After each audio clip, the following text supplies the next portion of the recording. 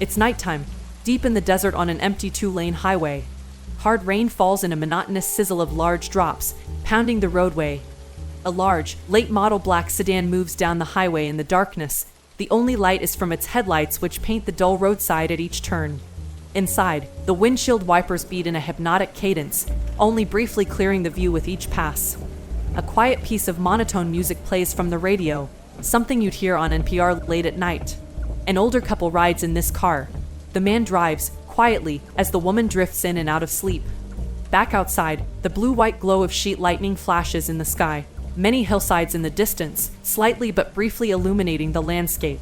Bowling alley thunder rolls over the desert, and the woman inside tosses and turns in her fitful slumber. They pass a small turnoff on the road that leads through a very old, weather-beaten wrought iron gate. The sign on the gate reads Jenkins Granger Mine. Suddenly, the radio crackles through. We interrupt this broadcast to bring you a special report. Convicted murderer Leroy Damon Larson has escaped from Sweetwater Maximum Security Penitentiary on the Utah-Nevada border. Larson should be considered armed, dangerous, and extremely unpredictable. The man shuts the radio off just as the woman seems to be waking up. He stresses a little, checks the mirrors, straightens up to keep an eye on the road, and glances at the gas gauge, which reads 1/4 tank. Same highway, same time, but a different spot. An 18-wheeler motors down the road. In the cab, the driver sits tense as he drives. One eye is on the road, the other on the gas gauge, which reads near empty. The driver has the same radio program on. The story continues.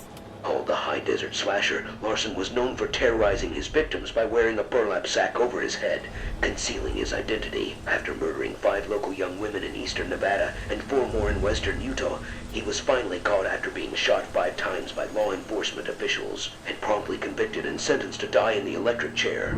Early reports say that Larson killed 1 guard and severely injured 2 more in his escape. State police in Nevada are urging everyone to be aware. The driver clicks the radio off and shivers. He looks at the gas gauge again and sweats a little more. Back in the sedan, the woman wakes up. What was that story? Just the news. But she heard the name. Leroy Damon Larson. Uttering it again, waking up, trying to place the name. This has distracted his fierce concentration on the road, and in a split second they almost run over a young woman of 18, ghostly walking along the highway, her clothes half torn off. She is soaked, injured. He pulls the car over to a screeching halt, while the wife implores him to drive on. He backs it up and gets out of the car. It wasn't a killer. It was a young girl. Using a flashlight, finds the girl laying in a ditch. He sweeps the countryside. Nothing or no one appears to be near. He has a difficult time, but picks her up, cradles her, and walks to the roadside. Up above the bend in the road, headlights can be seen coming over the crest of a nearby hill. It's the 18-wheeler. The trucker briefly sees the man carrying the young woman.